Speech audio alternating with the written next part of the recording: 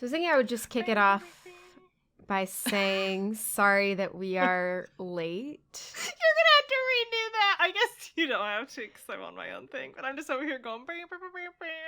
I mean, I'll keep it. It's fine.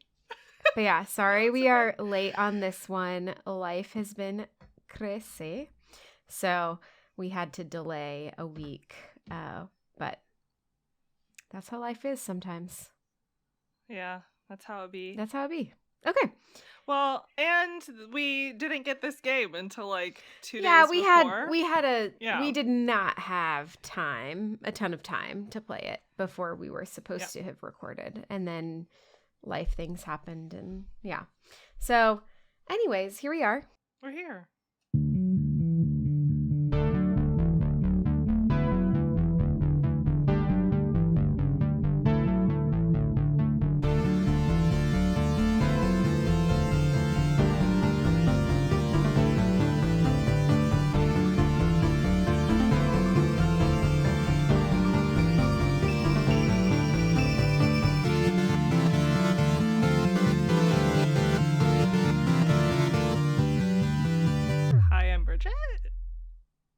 And I'm Maddie. Welcome to Baddy Breakdowns, where we hang out, have fun, and play games all the way to the end. Today, we're going to be talking about Alan Wake 2.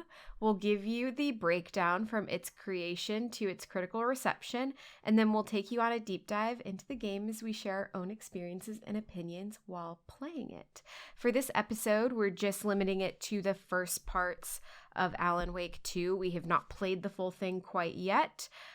It just came out, so we just haven't had the time.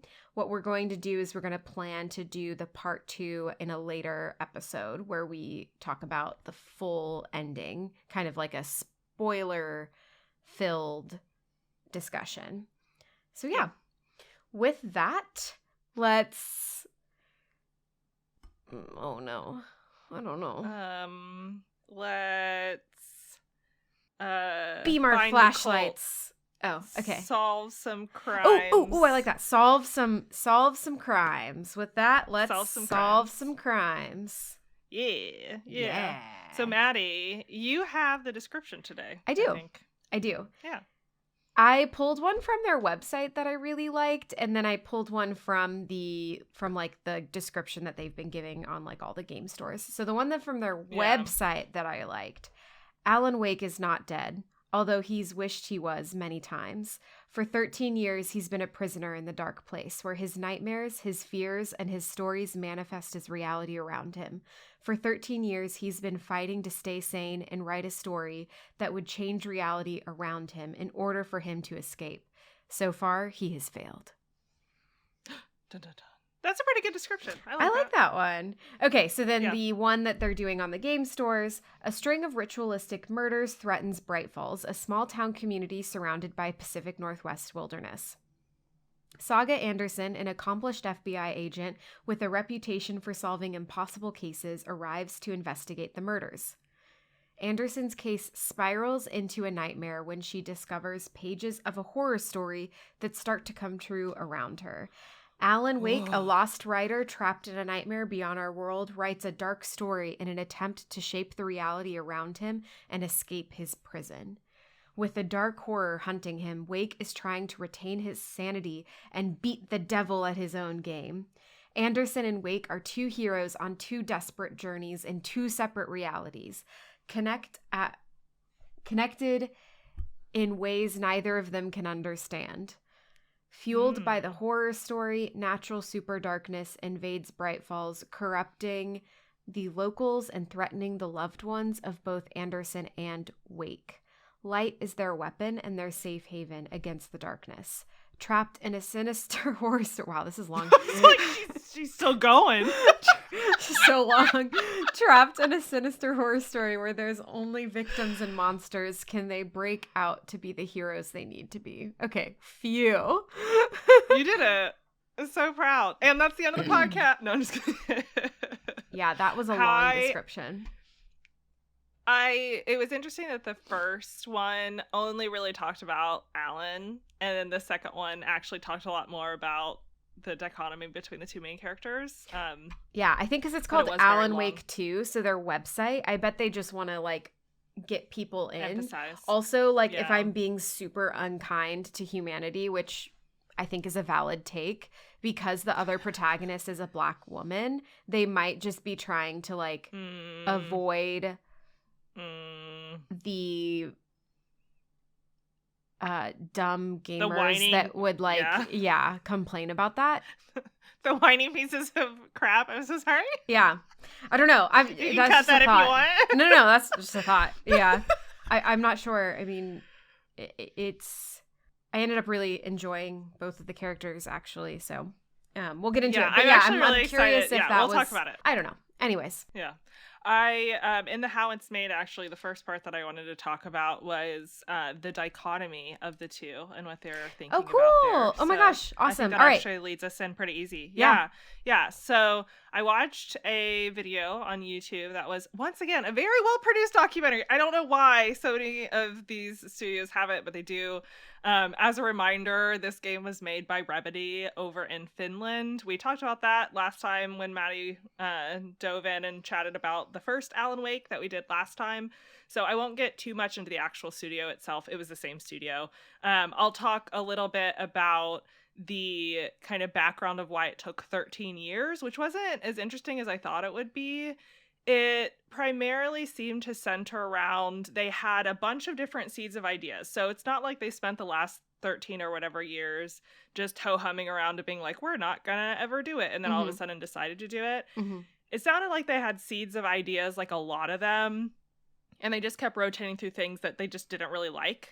And eventually ended up on this. So I don't know if it just took that long to find the sweet spot of something that they felt really good about while they worked on other stuff.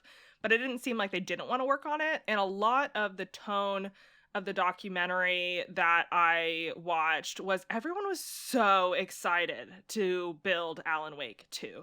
Like they were talking about how this was like the culmination of like Remedy really getting into what they're good at and being really excited to tell this second story and do it in a way that was faithful to the first one while also like adapting it, especially since horror apparently has grown in popularity over the last few years. So they're like, It feels like a really good time. It feels like people are ready for a second Alan Wake and they're ready for like another horror that's really good. So it didn't seem like they didn't want to work on it. It just seemed like it just wasn't the right time. They didn't have the right idea for it. You know, they wanted to do it justice. So Sam Lake, the creative director, was the one that showed up in a lot of the documentary that I saw, but there were a lot of different folks that popped in and popped out. The interesting bit about Sam Lake, just before we actually dive in, is that he is a character in the game that we're about to play, which is really fun. Which one is the he? Actual creative?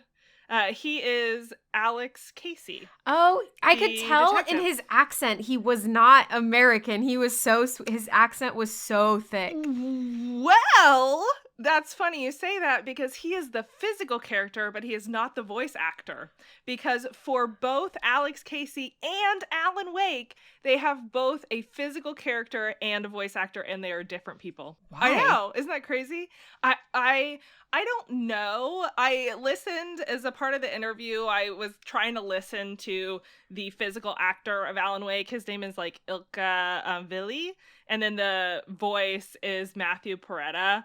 And I was listening to Ilka and I'm like, he seems like he has a fine voice. Like it didn't seem like it was bad. I guess they just had a very specific vibe in mind for both pieces. And they couldn't find one person that embodied it, maybe.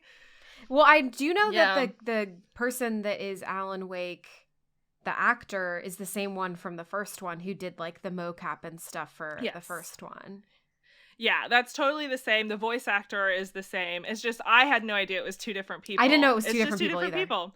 Yeah, it's just two different people, and it's two different people for Alex Casey also. So even though, as I'm sure we'll talk about it, they have like live action scenes, it's them acting in live action, them doing the mocap, and then they have a different person doing the voice acting, which I thought was a really interesting way to do it. And I spent way too long trying to figure out how you line up somebody like doing real acting with like a voice actor behind the scenes trying to lip move at the exact same time. So I still don't know how that works, but that's fine. Interesting. I know, it's a little crazy. So I mentioned right before we jumped into it, but in the documentary, one of the biggest portions that they talked about was the dichotomy of the two different protagonists. Yeah. So they wanted it to, how do I phrase this? They wanted it to kind of show two different pieces of this story. One keeping true to Alan as he like fights for his sanity, and one following Saga as she fights like for her life, and almost mimics a little bit the people that they thought maybe didn't play the first one and picked it up like it's been 13 years since the first game. Yeah. And so they had kind of this built-in assumption that there were going to be some people that would come into the franchise that maybe didn't play it in a really long time, or hadn't played it before. And so they thought by creating this like dichotomy between the two and having the two characters that you could actually, as someone picking it up, playing within like Saga's space, could detective and figure things out and unravel as the story went on, as if you didn't actually know the first story. Now, of course, you get so much more context and story if you did play the first one, so I don't think they were intending you to like never play it. Yeah. It's just they emphasize like, hey, you could kind of like follow along in that sense, which was really interesting, and I kind of like that they approached it that way. One of the other things that they talked about a little bit was the like scenery in the Pacific Northwest they wanted to keep. And so what they were worried about with if they had only done Alan is he was off having his own like psychological struggles in this game, which we'll talk about. His setting is very, very different, and they wanted somebody. They needed like action in the Pacific Northwest. They wanted to keep that vibe. They wanted to bring people back to Bright Falls. And they liked the idea of bringing Saga in to play this character within the Pacific Northwest to like keep that scenery, keep that setting, and have it almost be, I can't remember who it was, if it was one of the creative folks, like one of the writers, I can't remember, but somebody mentioned that Saga in some sense is a bit of a breather and a breath, like a fresh of breath air sometimes when you're deep breath in of the fresh air. Yeah, like when you're like deep in the psychological torment of Alan Wake. Yeah. Yeah, and then you kind of get a pull up, and it's still like creepy in the Pacific Northwest setting, but with Saga and her own problems, it's just kind of like switching between the two helps give you kind of a moment of peace there, since they're two totally different kind of struggles that they're going through. Totally. And I just wanted to say this because I felt really impressed with myself. So this is totally self-serving. But Saga's side of the story, Saga's side of the story was inspired by Seven, which I didn't think about. The movie Seven, if you haven't seen it. I haven't. Have you seen it? No. Oh, you should watch it. I know I should. I know I would like it. Yeah, I just haven't seen it. All I know is, what's in the box? The classic. You should watch the movie. And then True Detective, which I guessed that. Yeah, because True Detective is the only is my claim to fame, because I guessed who the murderer was in True Detective. Okay, don't tell me because I haven't watched it. So I will watch it. I will text you who I think it is. Okay, you should, because I still cannot get over the fact that I guessed it the first time they were on screen. I was like, that person. Dang. And I got it right. But the first season you're talking about, right? Cool. The first season. I did not guess the second season. Okay. But they were inspired by True Detective, and I knew it. A lot of the like culty vibe, symbolism, whatever, felt very mimicky to True Detective. So I was pretty proud of myself for guessing that, because I had it in my notes. I was like, this feels like True Detective. Oh, nice. That's cool. Yeah. Okay, and then the very last thing that I wanted to mention briefly was about some of the sound design, which I thought was very interesting. Yeah. So it's a horror, and horrors obviously have to do a lot of things in order to make you actually feel scared, right? It's very difficult to do. And the sound designers were talking about something that they called like nerve delay, which is the moment where you and your body, like you've been scared, and it takes like a brief moment for your body to become to realize what had happened and like process it and being able to understand what had just happened. So it's like, a deer bursts out and rushes by, but there's a moment where you're like, oh, what the fuck? And then you're like, oh, it was a deer. And that moment is what they call like the nerve delay. Oh, And the way, interesting. Okay. Yeah, and the way that they designed the sound was that if you delay the sound also just a bit, there's like a moment of the spook, and then your body is just about to figure out what had happened, and then a sound hits, and then you get scared again. Oh my gosh, that's crazy. And I know. And so then it takes your body even longer to calm down to realize, oh, this is what happened. So like it extends the like so body's cool. response. I know. It's so interesting. And also, fuck those people, because it is scary. It is pretty scary. So I'm playing Dead Space at the same time right now, and Dead Space is supposed to be like super scary, but honestly, Alan Wake 2 has been scaring me way more than Dead Space. Really? Yeah, way more. Dead Space has a lot more jump scares, but at some point you're like, okay, this is what this game is, so you come to expect the jump scares. And so because you're expecting it, they start to have less and less impact. Yeah. And it just becomes more predictable, so then it's less scary. Even I really am actually loving Dead Space. Like the two games that I'm playing right now are Alan Wake and Dead Space.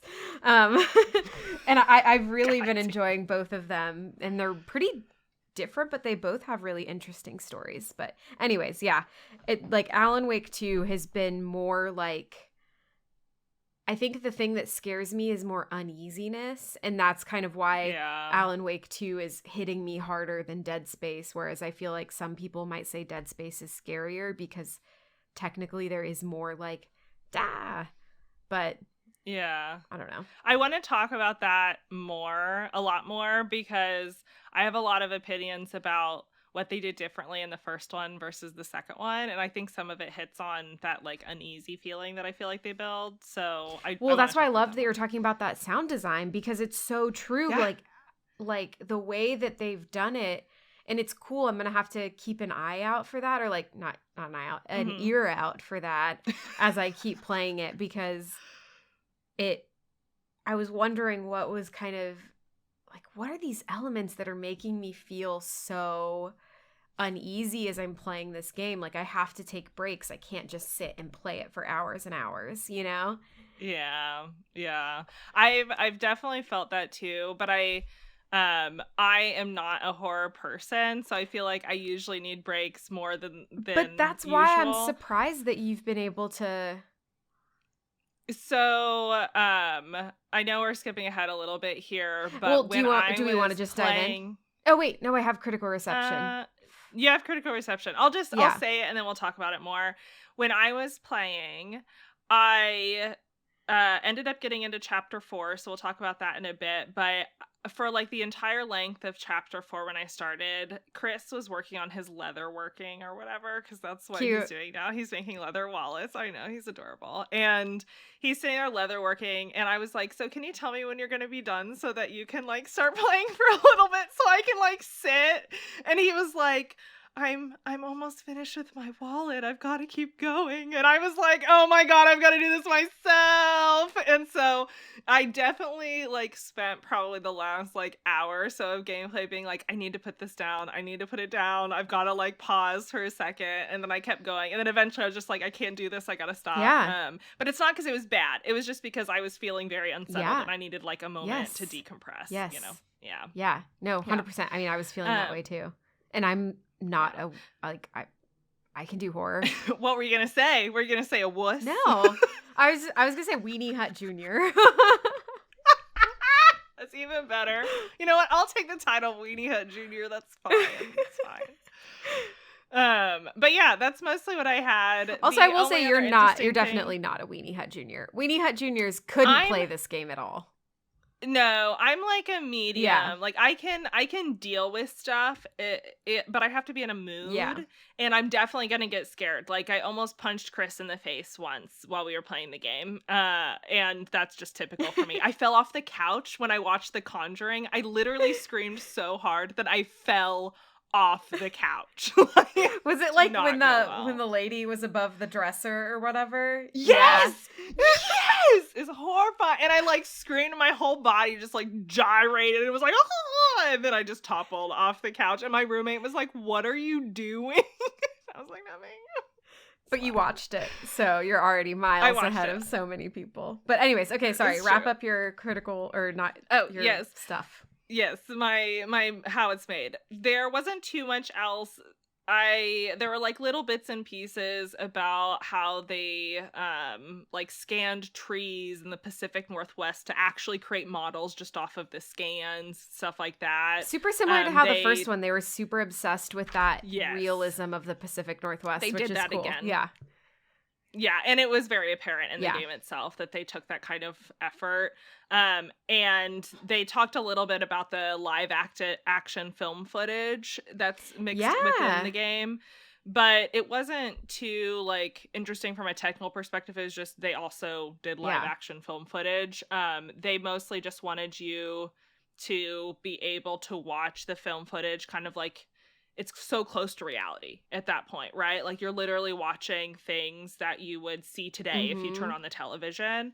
And they really liked the idea that you were like almost shifting through these different layers of reality the same way that Alan was during his moments. So they talked a little bit about that, but I thought that was interesting. I think just the idea of having actual live action film footage inside the game itself is just a very novel concept to me.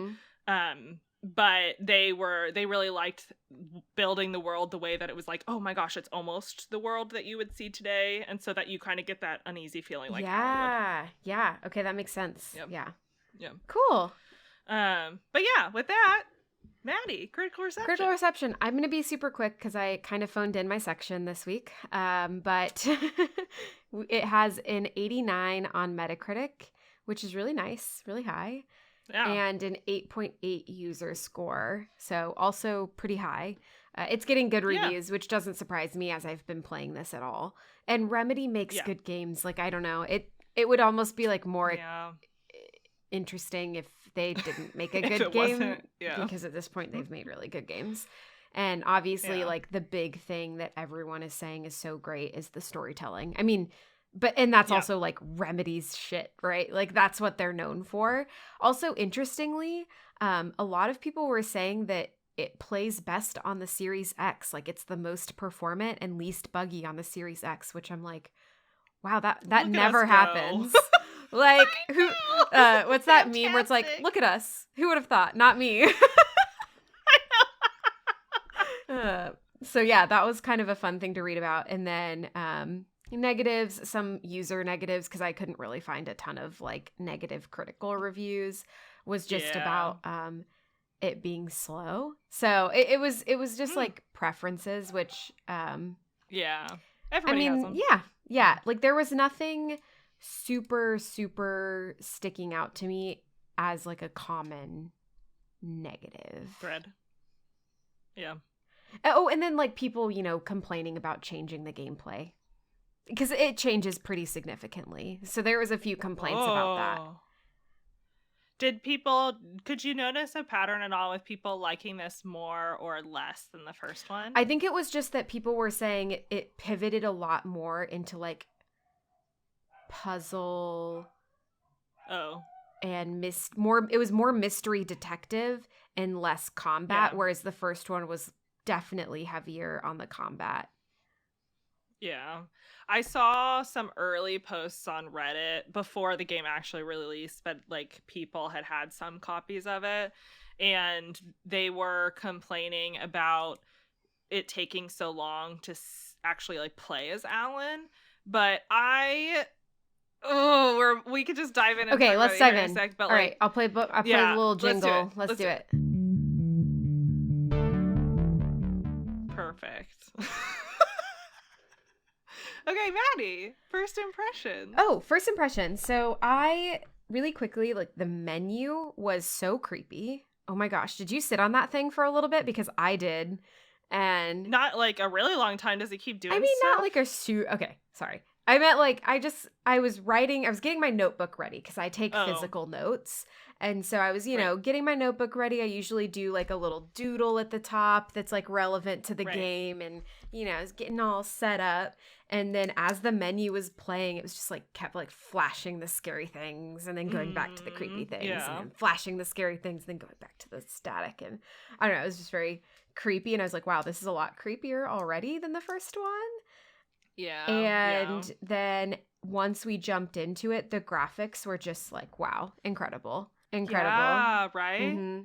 Yeah, that naked butt was really in full flesh 3D butt. It's really realistic. It's like a really realistic overweight naked body.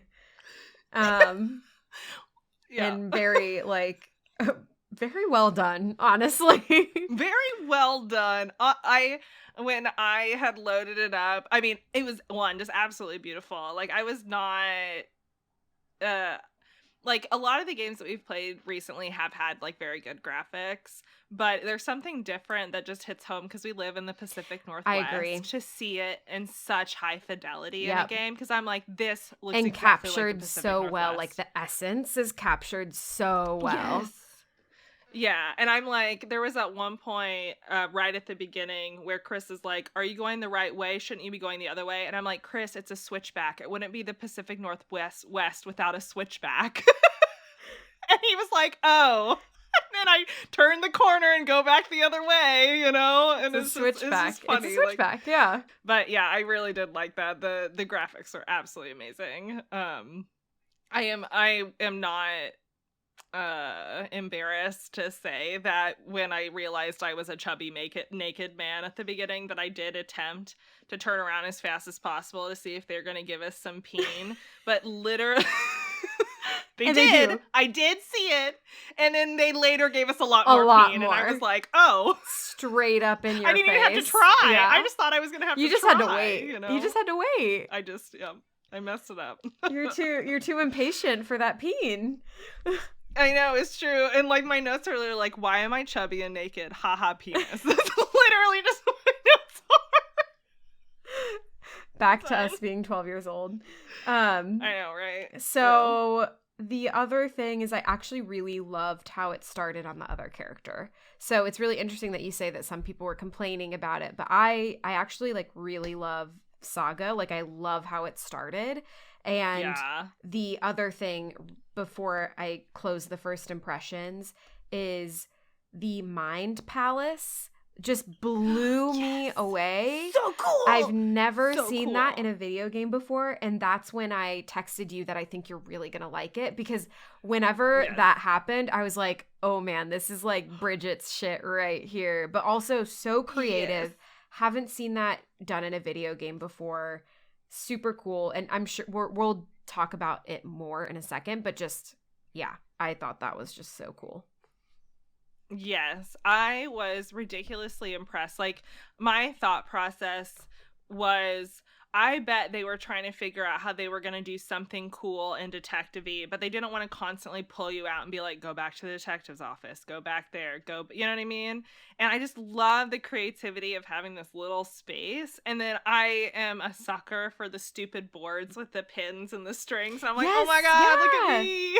Yeah, it's so cool. Okay, why don't you do your first impressions, and then I really want to actually dig into the Mind Palace, because that's kind of one of the primary gameplay mechanics as you start. Yes, yeah, I can totally do that. So for me, haha penis. And then the actual first impression that I had was it definitely had a very like spooky vibe that to me felt very high quality.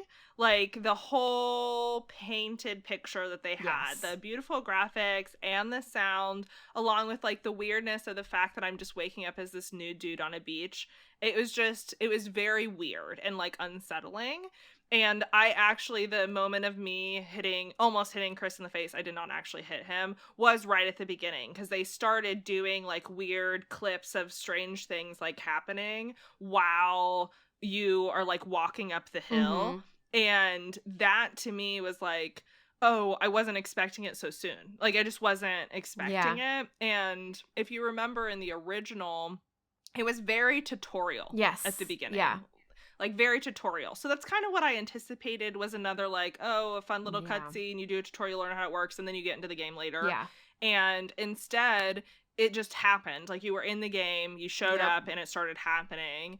And even though there wasn't like gameplay, you're pretty much just like walking the trails. It still felt very immersive, like right away. And I really, really liked that.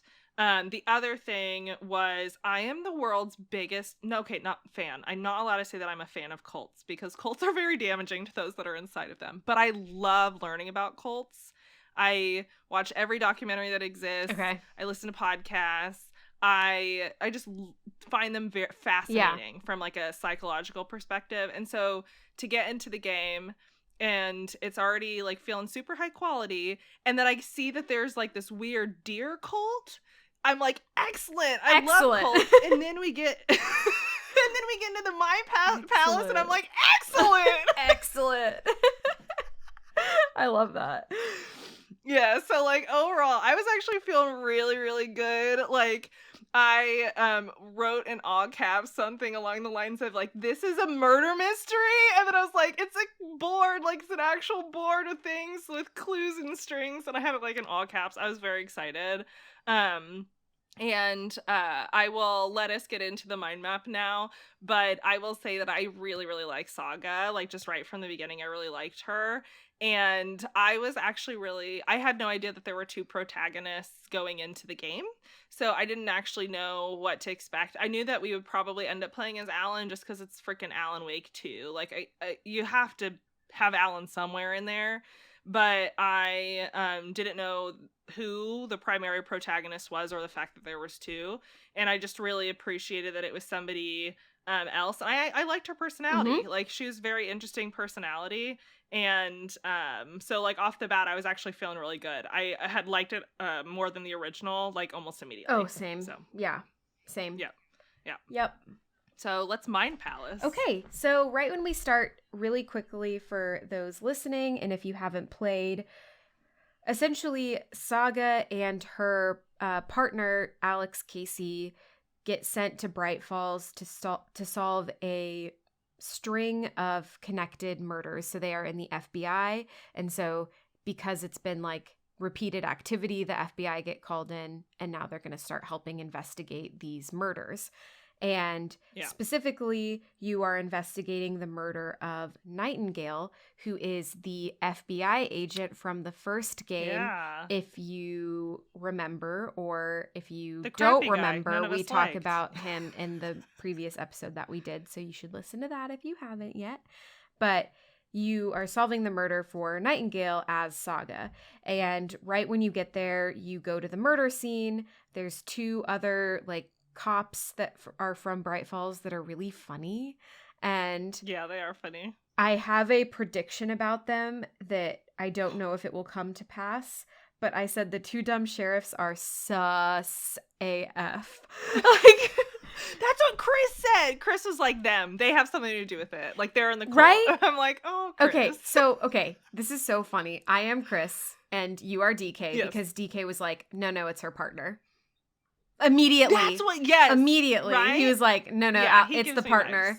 And so we will continue to go down that thread, but right off the bat, that was what I thought. And that's what DK thought, which was funny. And then, so as you're investigating the murder, you start taking photos, and those photos appear in your Mind Palace, which is this concept that they use to have a detective's office, but in her head. So I think we've all heard about the Mind Palace concept of like, enter your Mind Palace and then you can organize your thoughts and dig into your memories and stuff. And Saga has like a very vivid Mind Palace. And so you go into the Mind Palace and you have a case board, and you can stick your pictures, and it draws the strings of the connections onto the case board, which is super cool. And then one of the other aspects of the Mind Palace is profiling. Do you want to talk about the profiling? The thing that I wanted to mention just briefly is that you should see this room as like the physical embodiment of a super like what you would normally get as just like menu, like UI, GUIs, whatever. Like that's just normally what this would be. And instead it's an actual 3D space where you roam around it. Like, Yeah. I don't know. It's super cool. I was so creative. It's so creative. And like Maddie was saying, there are different like areas in the room, right? So the profiling area is actually on her desk, like in the center of the room. And there are little file folders laid out with people's names on them. And you can open up the file folders and you like, this is where it starts to get like a little trippy, is you can open up the file folders and there's like subjects on little file cards. And when you like click the index card with a subject on it, she goes deep into thought and has like these weird paranormal like visions with other people talking to her. And she susses out things that she otherwise didn't know and probably shouldn't know. You know, like there was a moment where someone was like hiding evidence from her. And she sits there and tries to suss it out, and she can actually hear in her head the conversation that they had earlier. And she's like, so you have the necklace, right? And the girl's like, what? You're so good. How'd you do that? And the answer was weird mystery shit. Yeah.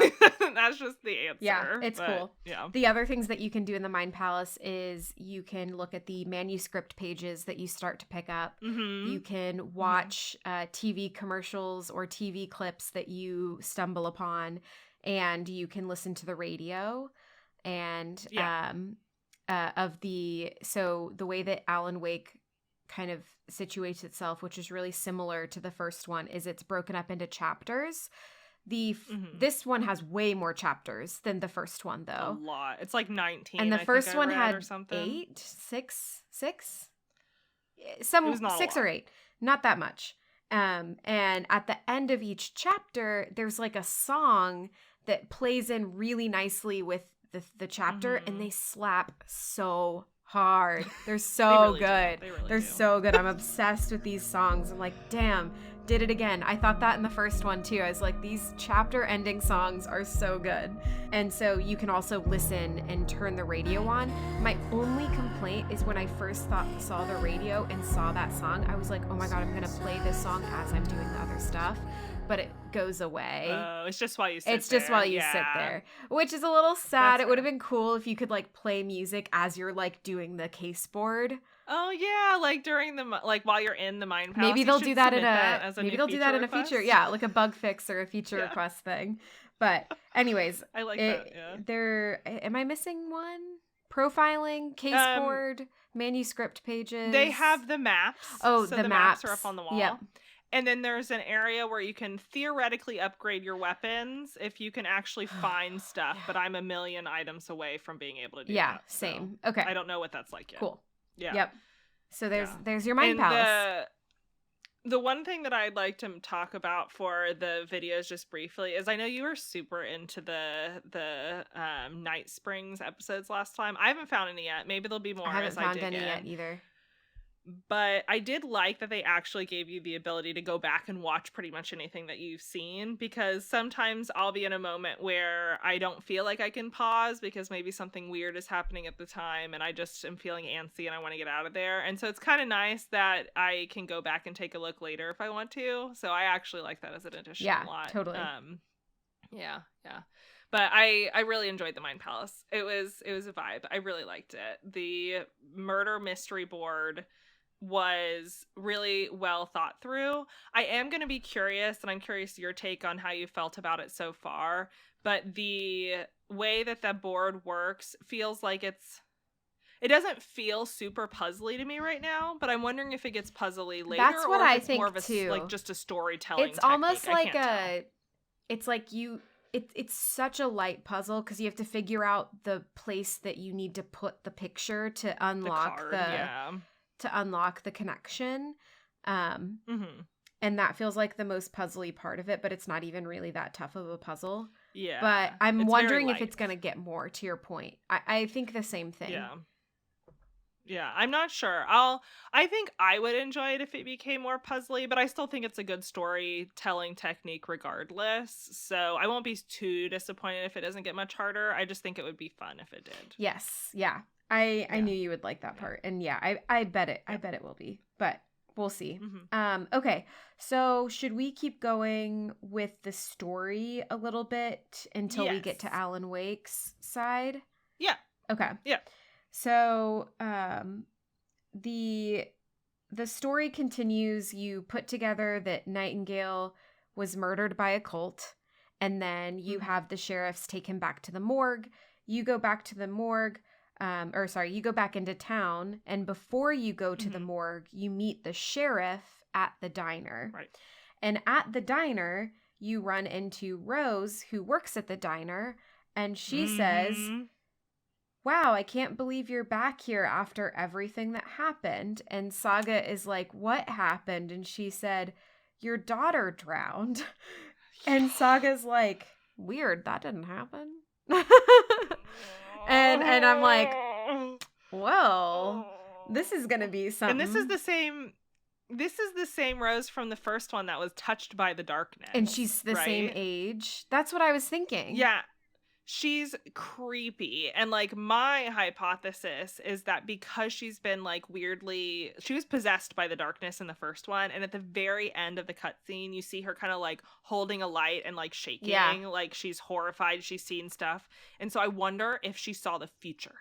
Like I want to know if and if she's like all fucked up so she thinks that it's already happened. But I'm wondering if she like saw the future somehow, because she had weird stuff happen to her and she's been like crazy since, I guess. So my prediction with that was that her daughter did die, and like her calls with her husband and her daughter are made up. No, that would be wild. We'll find wild. Out. But there's our predictions. And this isn't a spoiler because this literally is the story that is happening within the first like 10 minutes. We just literally don't know. Yeah, and we don't know yet. Yeah. So anyways, once you meet the sheriff at the diner, he takes you to the sheriff's office, which also has the morgue in it. And you go down to the morgue and you start inspecting Nightingale's body, and surprise, surprise, he becomes a monster and he revives. The sheriff gets fucking evaporated, and just just poofed, because he starts trying to give them more manuscript pages, and as he's it looked like a lot too. And as he's trying to do that because he's trying to help, he gets poofed out of there. So that will come back later and was very interesting. And then you go find Nightingale. He's being a terror, and you go find him. Do you want to continue? Why don't you continue from here? Yeah. So I want to pause. Yeah, I want to say a couple things first. Okay. So a couple of things. One, at this point, we have been traveling around with our partner, our FBI partner, and we haven't talked about his name yet and why he matters. Or theoretically might matter. Well, I didn't know about his name until we got to the Alan Wake section. Oh, you didn't? Okay. I wasn't let's wait till the Alan Wake section then. Okay, let's wait. Anyway, we have a partner in crime, who's helping us as we go through, and they will become important later. The other thing that I wanted to mention that I thought was interesting, and I think that we already hit this by now, but the way that we've been describing like the journey through isn't as linear. Like, it's still linear, don't get me wrong, but it's not as linear as the first game. That's true. Because you can wander around and you can see that like there are doors with locks on them, and it'll be like, no, you need this thing in order to get through, and you clearly don't have the ability to get that thing yet for whatever reason. And to me, that implies that I'm going to be able to go back to different places. I'm going to be able to explore. I'm going to be able to find stuff and like revisit scenes. And I think that was a really fun addition, that you could actually wander around the town like you weren't able to do before. Yep. And I am really interested to see how they do that, if it stays super linear or if it's like you can eventually go where you want to. I'm not sure. I'm not sure. You just made me have a little bit of a brain blast. Do you remember how when I was doing how it's made for Alan Wake 1, I talked about how originally the reason it took them so long to make it, the first time it took them 10 years to make it, was because originally they were trying to make it more open world. But they didn't have the technology to do it. Like, the tech didn't work. And now I'm thinking, oh my God, wait, now they had the technology and they're able to do their vision of having this semi-open world, but still have this this linear story that they're known for having. So it's really interesting. Like, I wonder if they were like, finally we can do what we wanted to do. Yeah, that's kind of fun. Yeah, like I bet they were like wow, like this is kind of the vision of open world, but not like they are nailing it pretty good. Yeah. Yeah, I would agree with that. Yeah, it's definitely not like free roam, go do whatever you want. But it definitely feels more alive and like I can do more stuff, which I really like. I've been liking a lot. Yeah. Yeah. So we picked up at the dude comes alive. Yeah. And he terrorizes us. We get a hide in the light this time. They can't see you. The monsters cannot see you if you're hiding in light, which is different from the first game. The last time you were just they got hurt, but this time they literally just can't see you, kind of stealthy like. And he poofs. So Nightingale just poofs away, and you have to go find him again. And the manuscript pages tell you that you have to go head back to Cauldron Lake, where you found the murder scene in the first place. You need to go back there and do some like ritual in order to like go to, what do they call it? The overlap. They had to go to the overlap and do this ritual. Yeah. So you head back to the Cauldron Lake area. So the same place you were at the beginning. And you head back down. And here, I'm so excited to talk about this, because I think you'll be more excited to talk about it than me.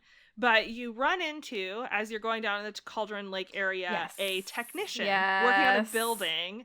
And I want you to talk about it, Maddie, because I haven't played Control much, but clearly that's what this is doing. Yeah. And I want to hear your thoughts on it, since you played Control a lot, like, more recently. Yeah, so as you walk down, the other thing that I wanted to mention really quickly is in the sheriff's office, you go into a room. Did you find the Koskela Brother tour video?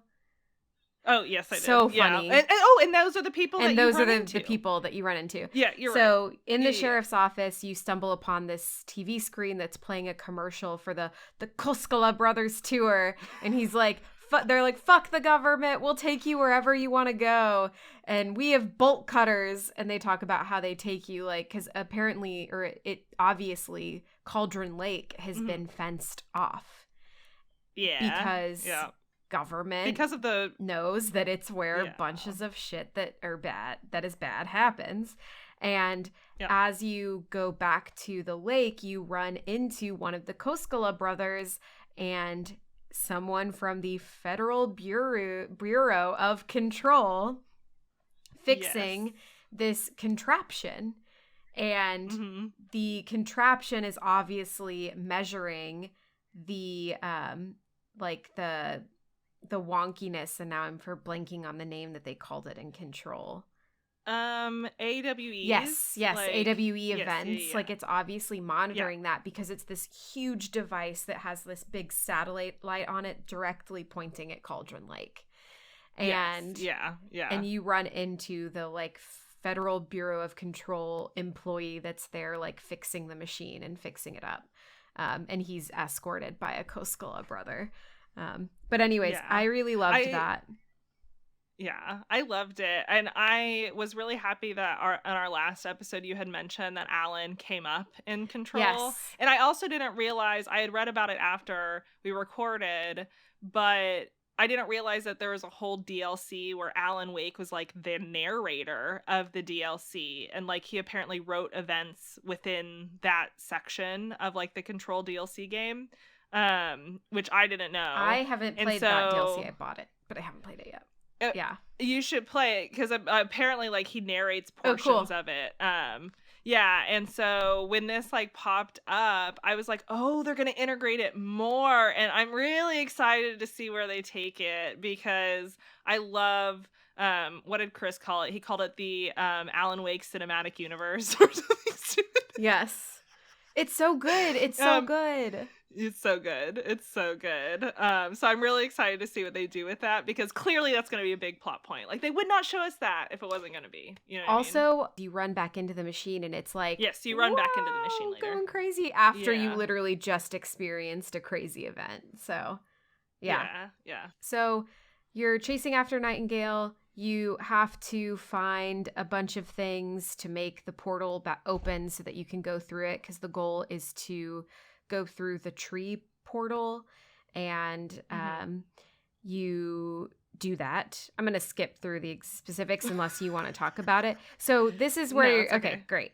The only complaint that I have is apparently there. Well, no, not apparently. There was a shotgun in the general store that I did not see. Rest in peace. And so I went into my first boss fight with a pistol and kept picking up shotgun ammo that I couldn't use.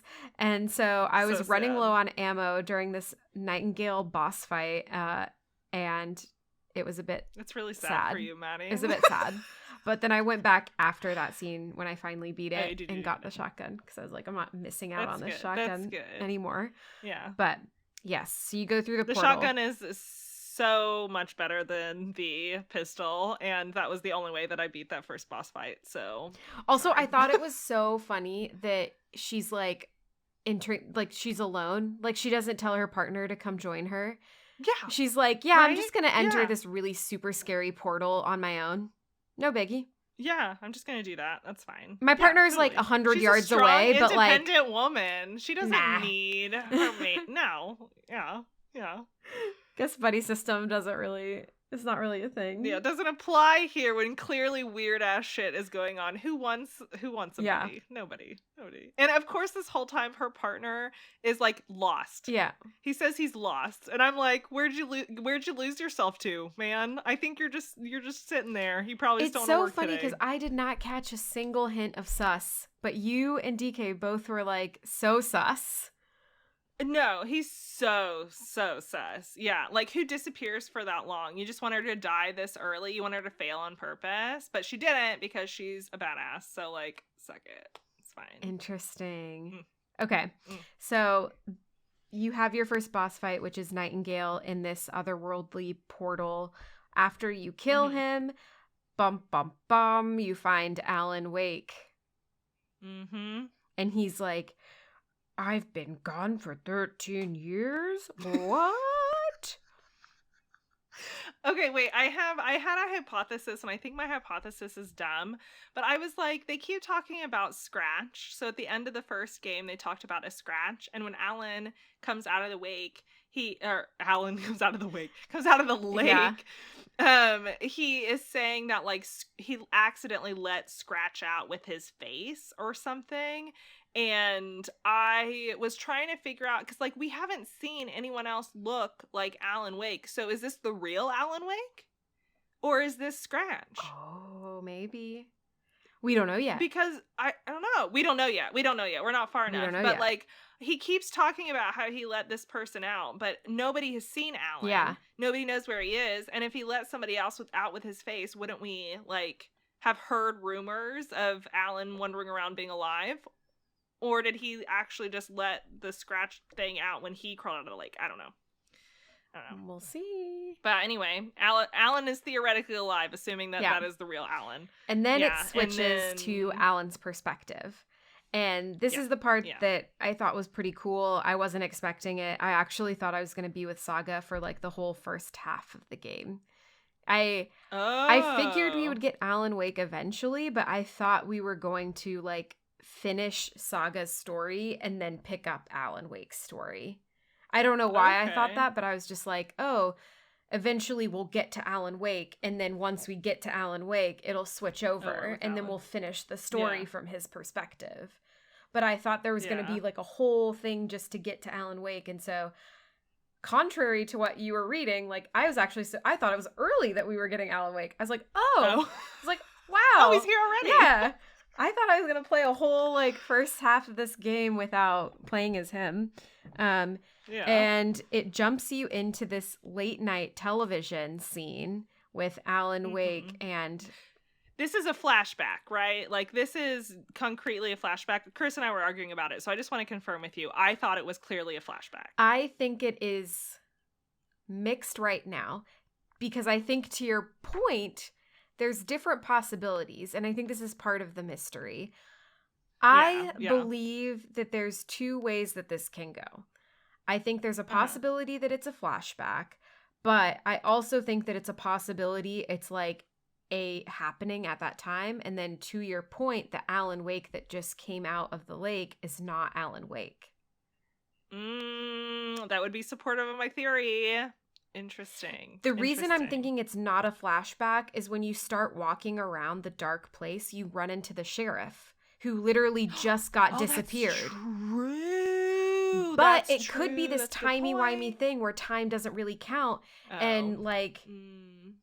maybe it is still, you know what I mean? Like, it's so hard to say because Control's the same way. Like, in Control, like, timelines are all like it just doesn't all match up.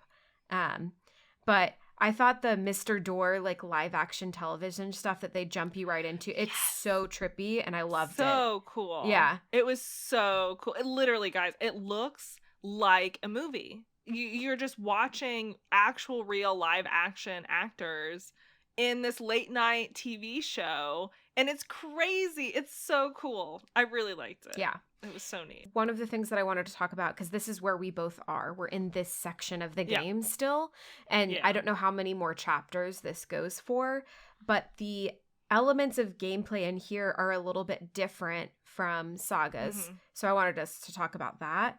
And then I had some complaints about this section, actually, that I wanted to talk about. Ooh, okay.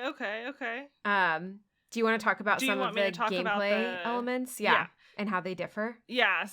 So in this, like, weird dark place, the main way that you play is you still have, like, a flashlight. You find a flashlight and a gun. You have, like, these weird blobby shadow people. But then you also get this old lamp that is the apparent lamp that is the other half to the clicker that you used in the first game. Yeah. So the clicker was attached to this lamp. So now you have the lamp and you have, like, your other basics. The most interesting part of gameplay is clearly the lamp, because what it does is the lamp sucks up light sources, and then you can place them and move the light around.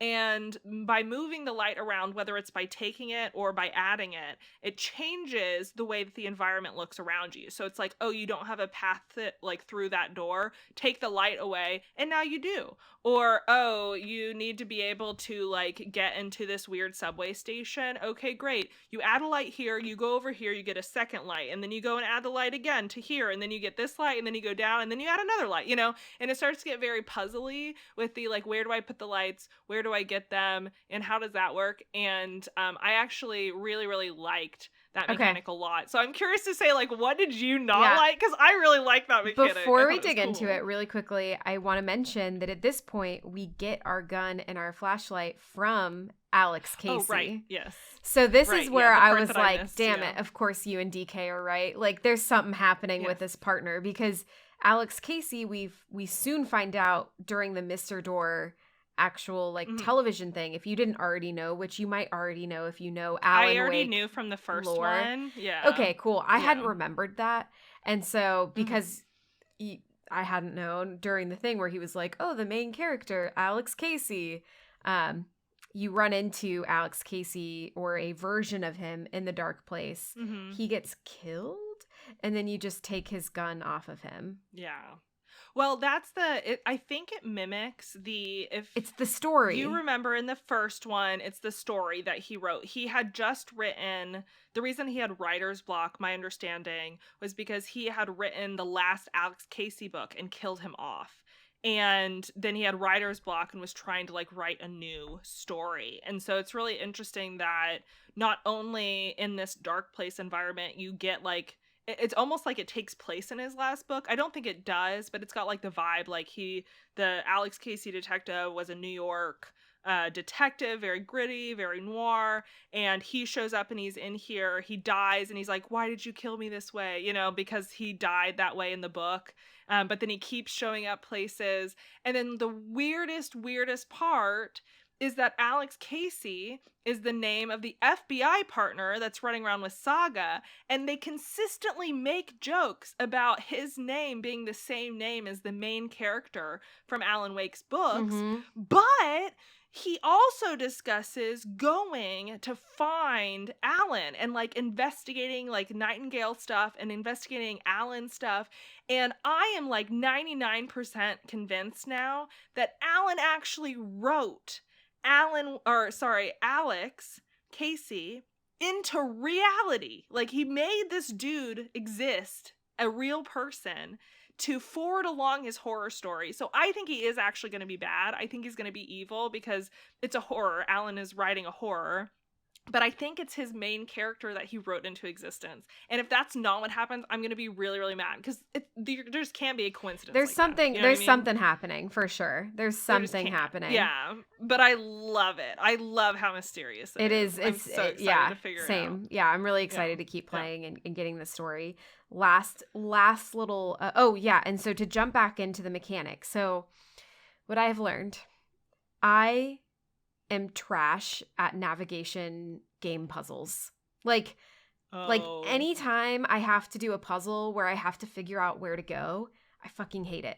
I don't want it. Just tell me, give me a little marker. I will walk towards it. Yeah. I think it's just, I had the same issue with The Last of Us when we played it and you have to move the ladder to the thing. Like my brain, I think DK brought this up and this happened with Tomb Raider as well when we played it.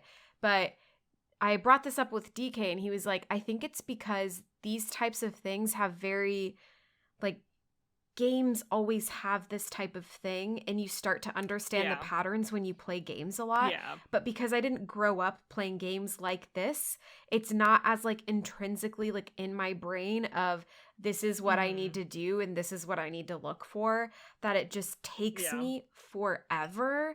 And I think that's what's driving me nuts about this section is that it's just taking me forever.